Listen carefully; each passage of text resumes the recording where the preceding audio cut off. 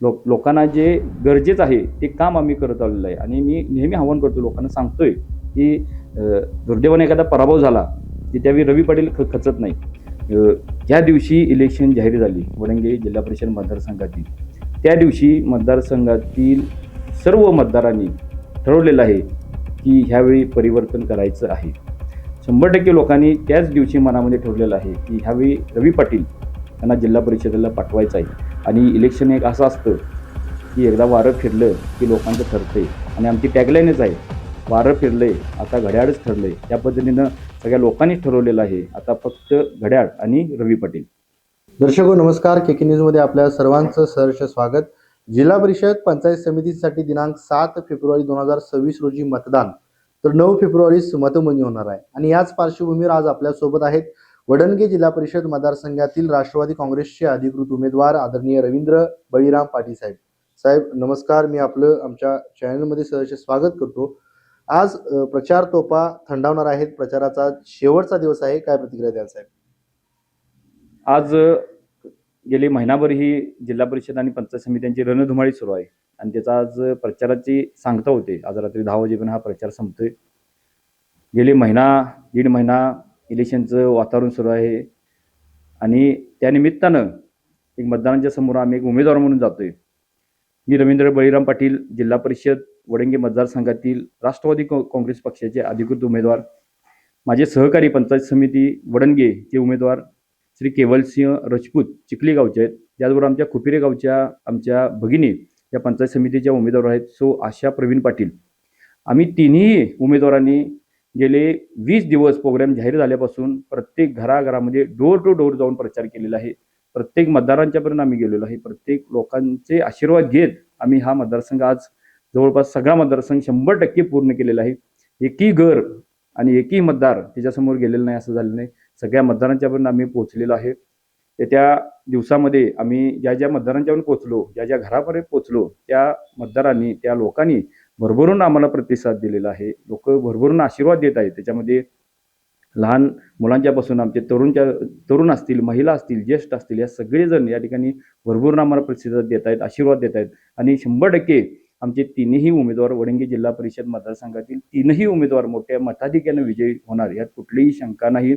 अगदी आमचे सगळे कार्यकर्ते, प्रचारक, आमच्यामध्ये असलेल्या महिलांची टीम, आमचे सगळे नेटवर्किंग सगळं अतिशय चांगल्या पद्धतीने राबलेले आहेत. आमच्या तिन्ही पक्षाचे आमच्या सर्व पक्षाचे उमेदवार या ठिकाणी आमची राष्ट्रवादी काँग्रेस आणि भारतीय जनता पार्टी ही युती आमच्या मतदारसंघामध्ये आहे. राष्ट्रवादी काँग्रेसचे सर्व आमचे पदाधिकारी, सर्व कार्यकर्ते, त्याचबरोबर भारतीय जनता पक्षाचे त्यांचे सर्व पदाधिकारी, त्याचे बूथ कमिटीचे सर्व सदस्य, त्यांचे शक्तीचे सर्व सदस्य, त्यांचे बूथ कमिटीचे सर्व अध्यक्ष असतील आणि वरिष्ठ पातळीवर सगळेच भारतीय जनता पार्टीचे सर्व नेते मंडळी यांनी मोठ्या ताकदीनं त्या दिवसामध्ये काम केलेलं आहे आणि लोकांच्यापर्यंत आम्ही पोहोचलेलो आहे. आणि लोकांच्यापर्यंत पोहोचून आमची भूमिका म्हणजे आम्ही आतापर्यंत काय काम केलेलं आहे, आम्ही आतापर्यंत लोकांच्यामध्ये कशा पद्धतीने काम केलेलं आहे, लोकांचे जे प्रश्न आहेत ते प्रश्न सोडण्यासाठी कशा पद्धतीने आमचा प्रयत्न राहतोय.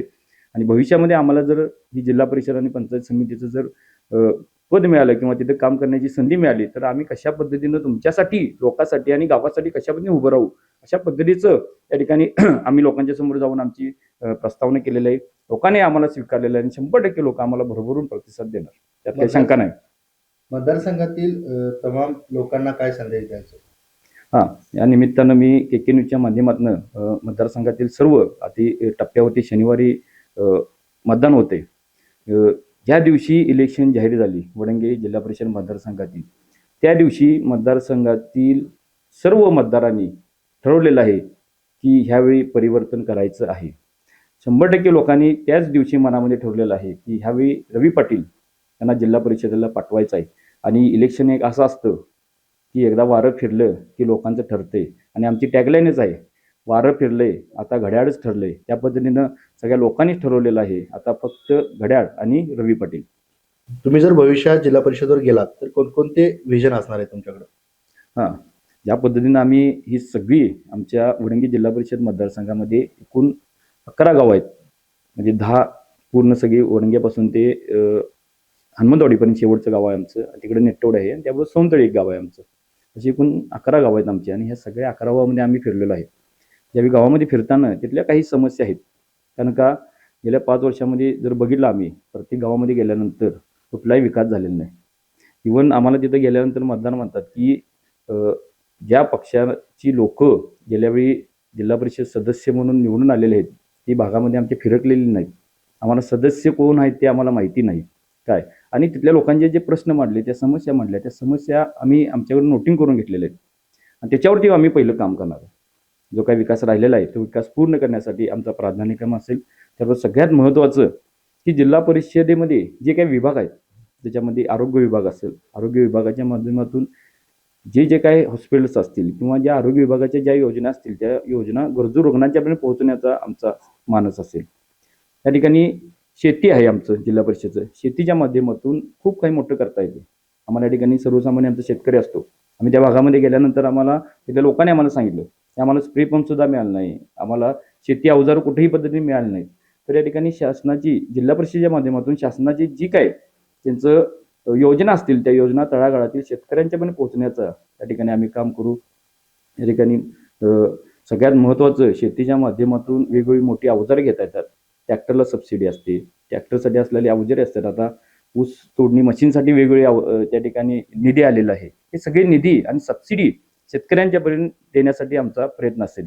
सगळ्यात महत्त्वाचं की पशु विभाग आहे शासनाचा, तो खूप महत्त्वाचा आहे. कारण का ग्रामीण भागातील जे घरं चालतात ती दूध उत्पादकावर आधारित ही सगळी आमची घरं चालतात आणि मोठा व्यवसाय चालतो.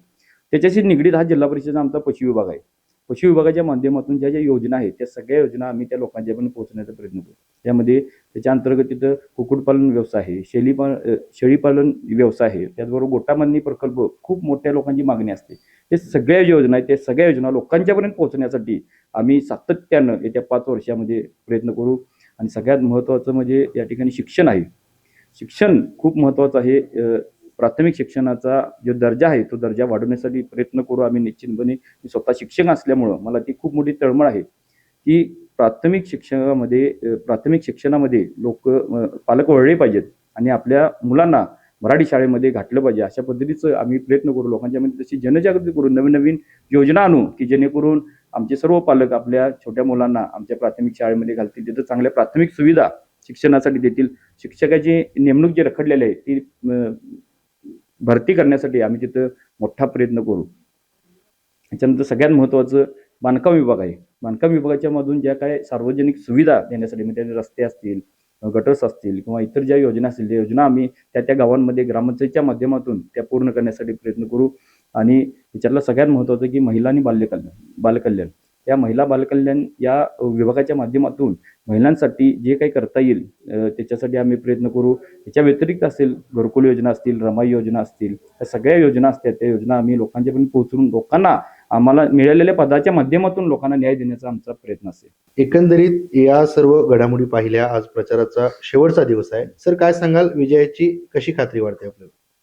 खऱ्या अर्थानं जशी आम्ही तिकडनं गावं करत आलोय, सुरुवातीला एक गाव झालं, दुसरं गाव झालं, तिसरं गाव झालं, हे सगळं करत करत आम्ही आता ओढंग्यात आलेलो आहे. एक गाव होईल तसं एवढी एनर्जी आणि एवढी ऊर्जा माझ्यासह आमच्या सर्व कार्यकर्त्यांच्यामध्ये एवढी ऊर्जा आलेली आहे. त्याचं एकच कारण आहे की लोक आम्हाला भरभरून प्रतिसाद देत आहेत. लोकांचा खूप मोठा पाठिंबा आहे आणि निश्चितपणे ह्यावेळी विजय आमचाच आहे. कारण की मी सांगितलेलं आहे, मी मागं सुद्धा आव्हान केलेलं आहे की गेली 15 वर्ष BH दादाप्रेमी युवक मंचच्या माध्यमातून सातत्यानं समाजातील प्रत्येक घटकासाठी आम्ही काम करत आलेलं आहे. समाजातील एकही घटक असा सोडलेला नाही की त्याच्यासाठी आम्ही काम केलेलं नाही.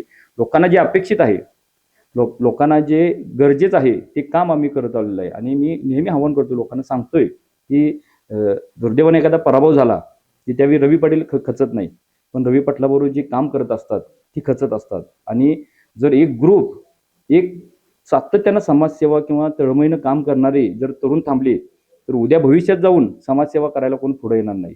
आणि त्यामुळं या ठिकाणी आम्ही कळकळीची विनंती करतो की मतदारांना की आमचं समाजकार्य आम्ही पुढे ताकदीनं चालू ठेवणार आहे. त्याला फक्त तुम्ही सगळ्यांनी बळ द्या, त्याला फक्त सर्वांनी तुम्ही आशीर्वाद द्या. धन्यवाद. KK न्यूज साठी व्हिडिओ जर्नलिस्ट सचिन वरेकर सह समीर मकानदार, कोल्हापूर.